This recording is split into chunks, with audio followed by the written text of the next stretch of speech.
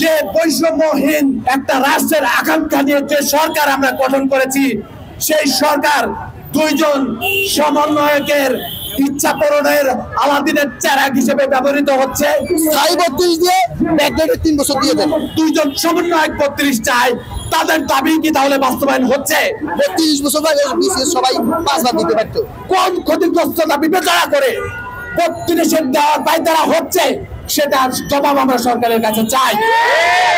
আজকে সুশীল সমাজ 35 চায়, আজকে আপনার সাংবাদিক সমাজ 35 চায়, আমরা সাধারণ শিক্ষার্থীরা 35 চাই, আর ওইদিকে দুইজন সমন্বয়ক 32 চাই। তাদের দাবি কি তাহলে বাস্তবায়ন হচ্ছে? তাহলে কি আমরা বলতে পারি যে বৈষম্যহীন একটা রাষ্ট্রের আকাঙ্ক্ষা নিয়ে যে সরকার আমরা গঠন করেছি, সেই সরকার দুইজন সমন্বয়কের ইচ্ছা পূরণের আলাদিনের চেরাগ হিসেবে ব্যবহৃত হচ্ছে? আজকে অবস্থা দৃষ্টি আমাদের কাছে মনে হয়, আমরা সাধারণ ছাত্র জনতার কাছে আজকে মনে হচ্ছে সার্জিস আর হাসনাত নামক দুইজন সমন্বয়ক, এই সমন্বয়ক দুইজনের ইচ্ছা পূরণের হাতিয়ার হিসেবে আজকে আমাদের বাংলাদেশের উপদেষ্টা মন্ডলী ব্যবহৃত হচ্ছেন। তারা যে ইচ্ছা পোষণ করছেন, তারা ফেসবুকে যে স্ট্যাটাস দিচ্ছেন, সেটা আইন হয়ে কয়েকদিন পরে বাস্তবায়ন হয়ে যাচ্ছে। তো এই দুইজন সমন্বয়কের কথাতে যদি রাষ্ট্র চলবে, তাহলে বিচার বিভাগের দরকার কি?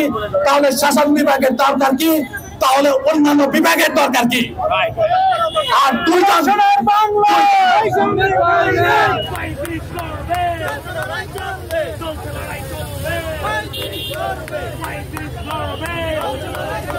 আমাদের 35-এর দাবি ছিল বাংলাদেশের আর্থসামাজিক প্রেক্ষাপটে গভর্নমেন্ট বলতেছে 35 সম্ভব না, ঠিক আছে, 32 স্থায়ী দিল।